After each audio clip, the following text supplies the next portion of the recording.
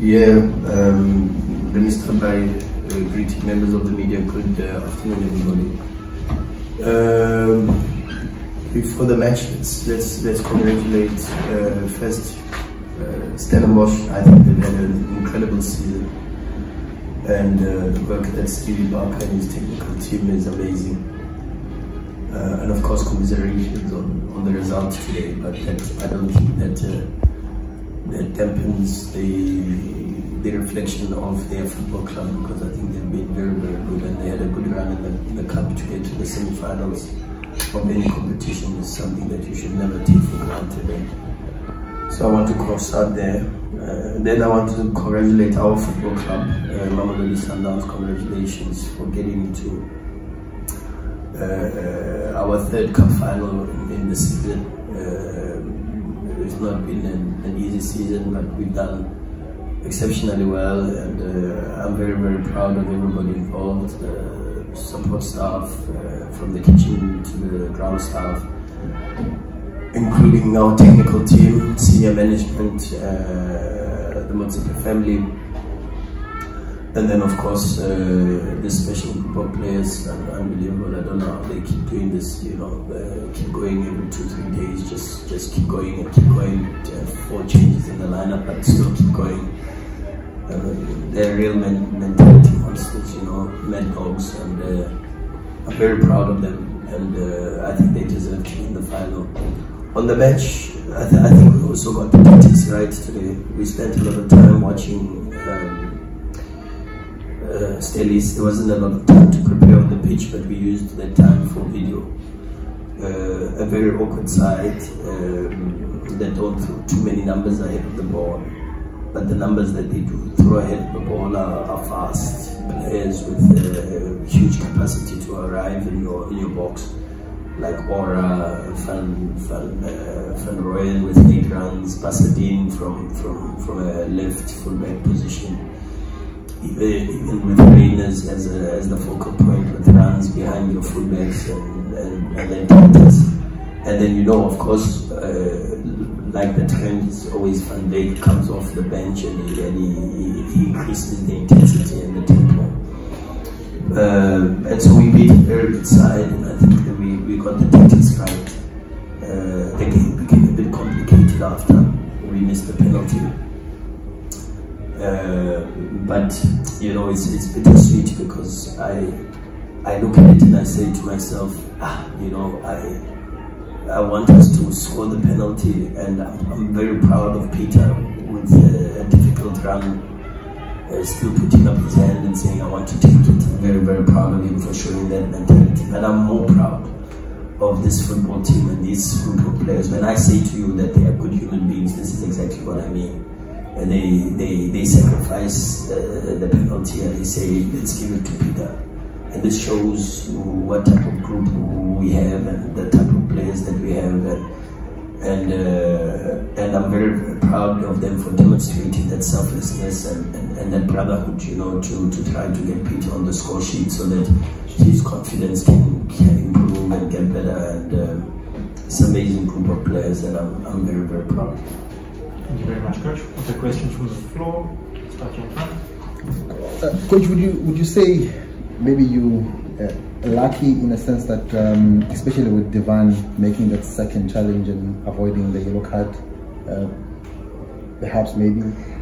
I think even before I go to the second incident, I thought the first yellow was a bit soft. And I watched some of the games. I watch a lot of the games. And there was a game I watched, I won't mention the name, and then I heard the commentator, and I think it was Mark Leeson actually, who commended the referee and said he's managing the game because that foul happened a little bit too early for the stature of the game. And I think, if I stand to be corrected, Big Mark.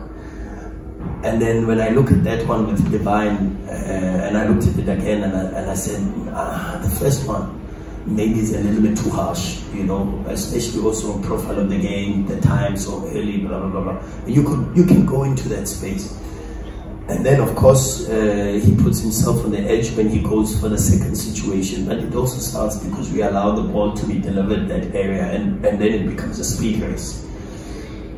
And then it's a bit difficult, you know, but I think some of them go your way, some of them don't go your way.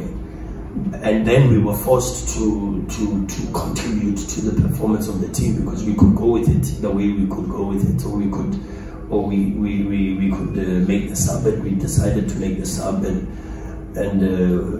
I thought we were spot on with our subs today, even at half time, to introduce Lodge for Tesh, and Tesh was playing well, but Tesh has just come back into the rhythm, and playing 90 minutes a few days ago is not easy for him, and so I knew that if I don't make a change at halftime, I lose an opportunity for a stoppage. And then I've got 4 subs to make with only 2 stoppages in a cup game, and that becomes very, very difficult. And so there were a lot of small details that we had to pay attention to, and I thought today we were spot on with that, yeah, I don't know. It can go that way. They can manage the situation, but maybe you've got to compliment the referees for trying to manage the game of a semi-final, leaving it 11 versus 11, and maybe not causing as much controversy as we've seen over the last couple of weeks. And maybe that was the thinking from the officials. I don't know. But like I say, my first instinct is that maybe the first yellow card, the first incident where he got a yellow card, I thought that was a little bit soft, and maybe then when he goes for that second one, that's the one that he should have gotten a yellow for, in my opinion. And then you're not talking about whether it should be a send-off from him. But that's perspective, you know, and it's a perspective I choose because I will always protect my players and my team, and be biased in my outlook on things. Question? No. Coach, just how emotionally taxing has those last 8 days been? You know, from the exit of the Champions League to the 2 league games to this. I mean, on yourself and on everybody else. No, it's been tough, Rob. It's been amazing. It's been a roller coaster ride, you know. And there's no moments that we won the league. The next day at training, Ronald Williams says to me, "Hey, can you smile a little bit?" And I said to him, "In the good moments, I try, and I've learned this because I've failed so many times. When you live." And I have to thank the people that raised me. When you live life, you experience more failures than successes. And what that teaches you is that in the good moments, you're not too high, but also in the bad moments, you're not too low. And I think that helps you live in a space of equilibrium. You know, you move with life and you accept. And that's why I'm a big Stoic fan, because you accept what is, and understanding that you can only make so much of the influence in relation to what happens with the events. And that's the way I approach life. I focus on the things I can control, which is the work ethic, the intensity, the energy, the lineup, the tactics, the watching the games, the training sessions. Those things I put 100% focus on. And then the rest is amufati. You know, you know, you have to allow the universe to decide. I read something so powerful the other day. In fact, to answer your question, and I don't want to change this into a religious session, but I read something very powerful the other day, and it said, at times we pray to God and ask to eat, but then we complain about the amount of food that is on our table. You know, you pray to God and you ask to be the best, you want to be the champion, you want to come sun out, you want to win things, these are our prayers. But then God gives you, and He says, okay, it's got a price to it. And now you're complaining about the price, but yet you asked for the divine blessings. And so when they say blessings and burdens are cousins, I suppose this is exactly what they mean. Coach, can I ask you if a double, winning the league and cup double, which is a rarity in this country, plus being the first side to ever finish a league season unbeaten, would that make up for the disappointment of the Champions League, given that the Champions League, as you said on many occasions, is your top priority? No. I'm still reeling, and I'm talking personally. I am still reeling. Someone tried to console me and said to me, "You've got a double already. You've got the AFL and you've got the league title. So why are you still reeling?" But I'm reeling. I must say to you, I feel like I've let the club down. I feel like I've let the supporters down. I feel like I've let this group down, because it's my job to lead, and when we fail, it's my job to stand in front and assume the responsibility. So I don't think it will make up for it.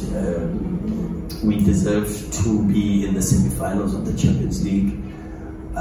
Based on the performance of the semi-final in the second leg, I think we did enough to give ourselves a chance to be in the final. Things didn't go our way, and when I say you need luck a little bit in the Champions League, this is exactly what I mean. You know, in a moment where we had momentum and creating chances, there was a thunderstorm that stopped the game, and then there was an injury to Maseko, and all these things they you know. So for 45 minutes to deal with pressure, to 20 minutes of dealing with pressure is completely different, and then the anxiety of having to play in the next 45 minutes, and it's not easy.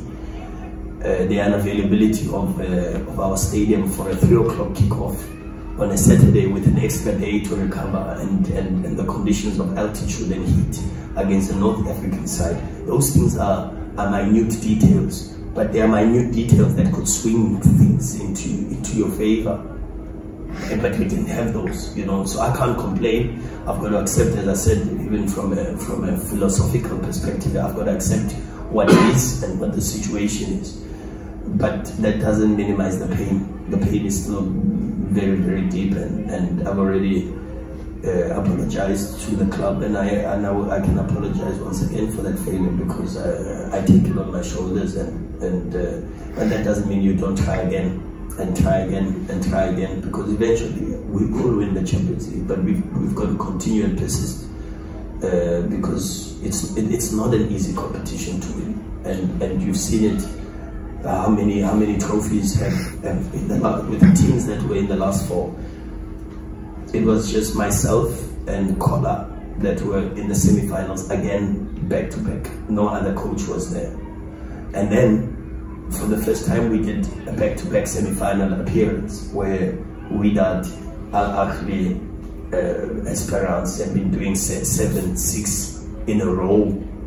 You know what I mean? And then you've got possibilities of saying, of the last 4 that were in the Champions League, there was 21 trophies, or win trophies, Champions Leagues, and we had 1. Al Ahly had more than everybody else. Mazembe had 5, Esperance had 4, but we had 1. And so sometimes when I speak about this thing, I'm just putting it into context how difficult this competition is. But that doesn't mean we don't hope, we don't work, we don't dream of winning it. We are still gonna try and win it, and still try. And I'm 100% sure that Sundowns will win the Champions League. Or one day Sundowns will win the Champions League.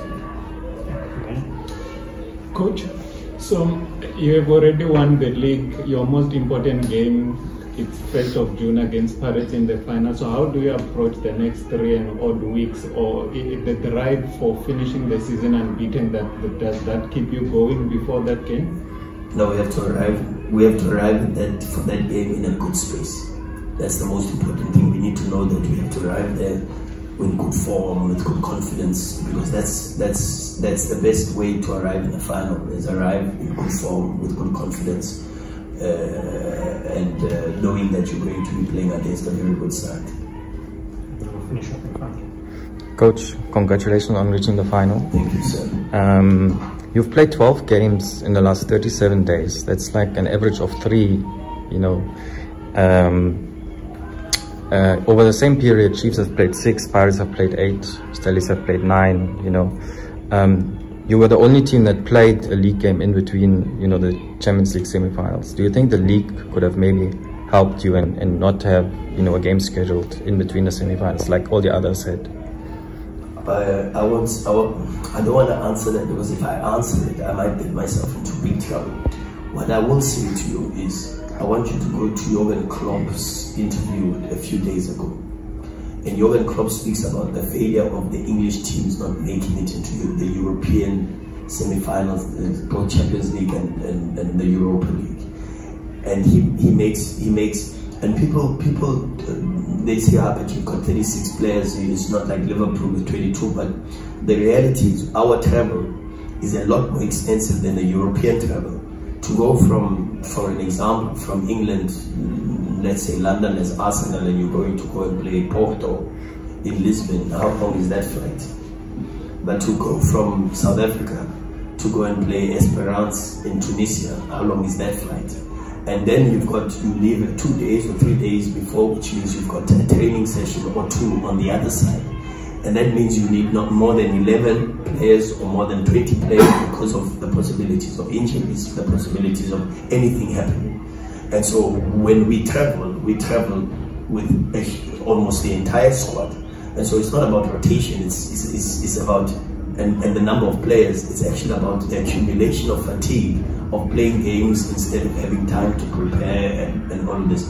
And Jurgen Klopp puts it so nicely. He puts it, and I think I would be doing, and you know what, he ends, you know how he ends it so well.